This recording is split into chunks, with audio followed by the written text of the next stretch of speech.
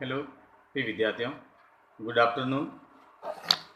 आज हम राष्ट्रपति की शक्तियों के बारे में बात करेंगे। राष्ट्रपति की जो शक्तियाँ हैं, इसको हमने अगले वीडियो में बात की थी। इसको दो भागों में हमने बांटा था।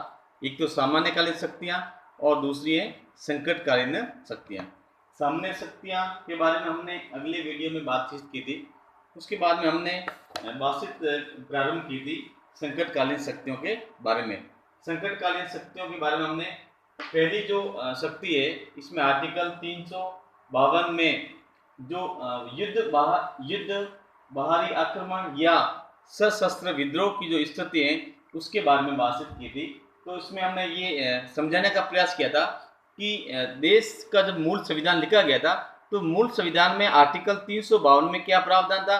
उसके बाद में 44वें संविधान संशोधन अधिनियम द्वारा जो 1978 में जो संविधान में संशोधन किया गया था, तो उसमें आधार पर जो ये जो आर्टिकल 352 था, इसमें क्या प्रावधान किया था या इसमें क्या संशोधन किया था, इसके बारे में हमने बात की थी कि पहले जो सशस्त्र विद्रोह शब्द है, ये मूल संविधान में नहीं था, लेकिन 44वें संविधान संशोधन द्वारा इसको जोड़ा गया था। उसके बाद में अब जो आर्टिकल 352 का जब प्रयोग किया जाता है, तो ऐसी स्थिति में मंत्रिमंडल के द्वारा लिखित में होना जरूरी है। उसके बाद में जब राष्ट्रपति युद्ध की जो घोषणा करता है, 1 महीने के अंदर अंदर उसका 2/3 बहुमत से संसद से प्रस्ताव पास करवाना जरूरी है। उसके बाद में हर 6 महीने के बाद में इसको आगे से आगे वापस 2/3 बहुमत के द्वारा इसको आगे बढ़ाया जा सकता है। तो इस प्रकार की जो स्थिति है, हमारे देश में 3 बार जो हुई थी। एक तो 1962 में भारत पर चीनी आक्रमण के द्वारा आर्टिकल 352 का प्रयोग किया गया था। उसके बाद में 1965 में भारत और पाकिस्तान के बीच में जो एक विवाद हुआ था, जो युद्ध का रूप लिया था, तो उसके बाद में 1971 में जो विशेष रूप से जो चर्चित रहा था, क्योंकि आर्टिकल 352 में जो 1971 में आंतरिक जो अशांति शब्द है, आंतरिक अशांति शब्द के आधार पर जब देश में आर्टिकल 352 का प्रयोग किया गया था, तो उस पर कई बार एक विवादित या प्रशंसनीय चिन्ह लगाया जाता है। और आज भी जो राजनीतिक जो दल है, इसकी आलोचना भी करते हैं, क्योंकि उस समय इंदिरा गांधी की जो सरकार थी और 5वीं जो लोकसभा थी, और जो सबसे लंबी लोकसभा का जो कार्यकाल है, लगभग 7 साल तक इसका कार्यकाल चला था। यानी कि 2 साल तक इस प्रकार से देश में एक प्रकार से आंतरिक अशांति के नाम पर देश में एक आपातकाल की व्यवस्था पाई गई थी। और बाद में जब पहली बार देश में गैर कांग्रेसी सरकार बनी थी मोरारजी देसाई के नेतृत्व में, तो उस समय इन्होंने 44वें संविधान संशोधन करके आंतरिक अशांति जो शब्द है, इसको हटाकर इसके स्थान पर सशस्त्र विद्रोह की शब्द को लगाया गया था कि अब इस स्थिति के बाद में और काफी इसमें परिवर्तन भी किया गया था। तो ये तमाम प्रकार की जो जानकारी हमने अगले वीडियो में शेयर की थी। अब हम बात करते हैं इसमें आर्टिकल 356 के बारे में बात करते हैं। आर्टिकल 356 कहता है किसी राज्य का संवैधानिक तंत्र का विफल होना, यानी कि उस संबंधित राज्य की जो सरकार है, वो संविधान के अनुसार अगर सरकार अपना कार्य करने में सफल नहीं होती है, तो इस बात की जानकारी जब राज्यपाल के द्वारा राष्ट्रपति को मिलता है, तो राष्ट्रपति को अन्य किसी विकल्प या अन्य किसी सोर्सेज के माध्यम से इस चीज का पता लगता है कि संबंधित राज्य में वहां की जो सरकार है, वो एक लोकतांत्रिक तरीके से या संविधान के अनुसार कार्य नहीं कर रही है। तो ऐसी स्थिति में राष्ट्रपति द्वारा आर्टिकल 356 का जो प्रयोग किया जाता है, यानी कि वहां पर उस राज्य में राष्ट्रपति शासन लागू किया जा सकता है। तो इस प्रकार की जो व्यवस्था है, वो आर्टिकल 356 में इसका प्रावधान किया गया था। आर्टिकल 356 को हम बात करते हैं कि ये इसमें पहली बार 1953 में पेप्सू पंजाब में सबसे ज्यादा, यानी कि पंजाब में अब भी जो पंजाब जो राज्य है, इसमें सबसे ज्यादा इस प्रकार से इसका प्रभाव इसका प्रयोग किया गया था। तो इस प्रकार से हम कह सकते हैं कि आर्टिकल जब इस प्रकार की जो व्यवस्था लागू होती है, तो संबंधित राज्य का जो संवैधानिक तंत्र विफल हो जाता है।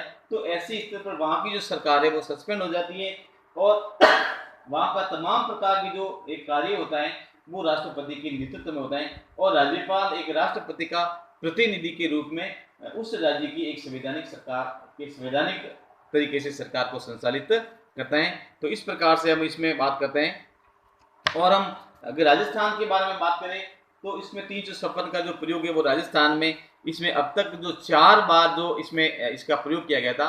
पहली बार 1967 में जो किया गया था, जिसमें मोहनलाल सुखाड़िया राजस्थान के जो मुख्यमंत्री थे, और तो उस समय किया गया था। और उस समय राज्यपाल थे सरदार हुकुम सिंह जो सरदार थे, तो उस समय की बात है। उसके बाद में 1977 की बात करते हैं, तो दोबारा जब हरिदेव जोशी का उस समय गवर्नमेंट थी, उस समय इसका प्रयोग किया गया था।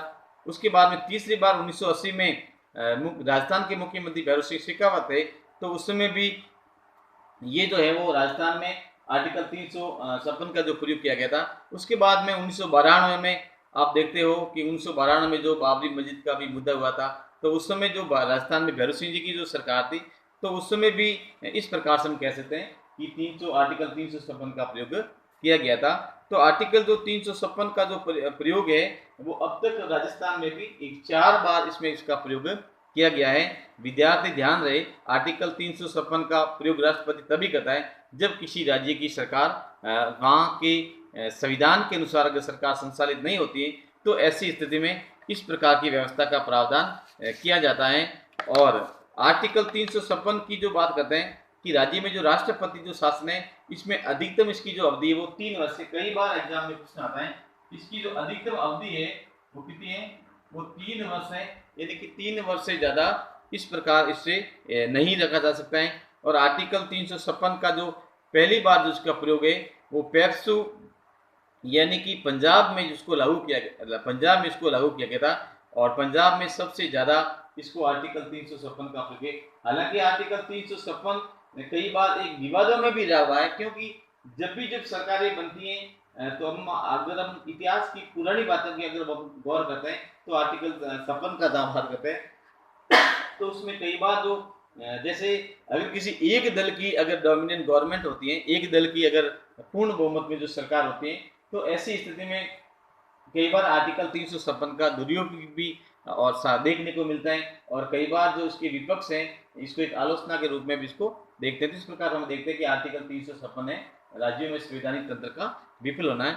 उसके बाद में हम तीसरी बात करते हैं कि आर्टिकल 360 की जहाँ बात करते हैं, ये वित्तीय आपात की बात होता है कि आर्टिकल 360 में वित्तीय आपातकाल, यानी कि वित्तीय आपातकाल तभी लागू होता है जब हमारे देश में अगर देश की जो साख है, या हम यूँ कह सकते हैं कि अगर देश का धन या हमारे देश की आर्थिक स्थिति अगर खतरे में होती है, तो उस स्थिति में इसको लगाया जा सकता है। भारत की वित्तीय स्थायित्व या साख को जब खतरा पैदा हो जाता है, दो शब्द हैं, वित्तीय स्थायित्व एवं साख है उसको खतरा पैदा हो जाता है, तो ऐसी स्थिति में इस प्रकार से लगाया जा सकता है। और जब आर्टिकल 360 का जब प्रयोग किया जाता है, तो उसका जो प्रभाव है, जैसे यहाँ के जो अधिकारी हैं उनके वेतन में कटौती की जा सकती है। उसके बाद में राज्य का जो वित्त विधेयक है वो राष्ट्रपति की स्वीकृति के द्वारा ही जारी किया जा सकता है। राष्ट्रपति की स्वीकृति के अलावा कोई भी जो राज्य सरकार है अपने बजट को जारी नहीं कर सकता है। उसके बाद में जो राज्य की कार्यपालिका है, कार्यपालिका को निर्देश देना तथा केंद्र और राज्यों के बीच में धन का जो बंटवारा आता है, इसमें भी काफ़ी कुछ परिवर्तन किया जा सकता है। लेकिन अभी तक हम बात करते हैं कि अभी तक इसका एक बार भी भारत में प्रयोग नहीं किया गया है, यानी कि हमारे देश में अभी तक ऐसी कोई स्थिति पैदा ही नहीं हुई है जिसका हम कह सकते हैं कि आर्टिकल 360 का प्रयोग किया गया था। तो इस प्रकार से इसके बारे में हम लोग बातचीत कर सकते हैं कि इसमें इस प्रकार की जो व्यवस्था है वो की जा सकती है। फिर जो आर्टिकल 352, 356 और 360 की अगर हम थोड़ा सा इसकी मूल्यांकन की ओर जाए, तो इसमें आपको एक तो ये देखेंगे कि आर्टिकल 352 में 44वें संविधान संशोधन द्वारा इसमें आंतरिक अशांति शब्द है, इसके ऊपर सशस्त्र विद्रोह जोड़ा गया था। उसके बाद में भारत का राष्ट्रपति देश की किसी भी क्षेत्र या संपूर्ण क्षेत्र में भी राष्ट्रीय आपात 352 लागू कर सकता है। और राष्ट्रीय आपात की घोषणा तभी कर सकता है जब मंत्रिमंडल लिखित में दे, ऐसा 44वें संविधान संशोधन द्वारा भी कहा गया था। उसके बाद में आपातकाल की घोषणा के 1 महीने के अंदर अंदर संसद द्वारा 2/3 बहुमत से प्रस्ताव पास करवाना जरूरी है। उसके बाद में आर्टिकल 358 जो 352 से लगा करके 360 है, इसके बीच में जो आर्टिकल 358 है कहता है कि आपातकाल की घोषणा के साथ ही आर्टिकल 19 यानी कि हमारी जो स्वतंत्रता है वो स्वतंत्रता स्वतः ही निलंबित हो जाती है। और अगर युद्ध एवं बाहरी आक्रमण की स्थिति पैदा हो जाती है, तो ऐसी स्थिति में, लेकिन अगर सशस्त्र विद्रोह की स्थिति पैदा होती है, तो ऐसी स्थिति में आर्टिकल यानी कि अनुच्छेद 20 और 21 यानी इन दोनों को छोड़कर ये जो मौलिक अधिकार हैं, इस मौलिक अधिकारों को छोड़कर बाकी जो मौलिक अधिकार हैं वो राष्ट्रपति की आज्ञा से सस्पेंड हो जाता है। तो इस प्रकार से हम कह सकते हैं कि इसमें क्या क्या जो प्रावधान किए गए थे, इस प्रावधान के बारे में भी विद्यार्थी ध्यान रखेंगे। और एग्जाम में इसके बारे में कई प्रकार से प्रश्न भी आया जा सकता है, और कई बार प्रश्न पूछ सकते हैं कि जैसे राष्ट्रपति की संकटकालीन शक्तियों का वर्णन कीजिए, विद्यार्थी ध्यान रहे। इस प्रकार का जो प्रश्न है आप लोग उतार लो। कई बार जो प्रश्न आता है इस प्रकार से एग्जाम में प्रश्न आता है, राष्ट्रपति की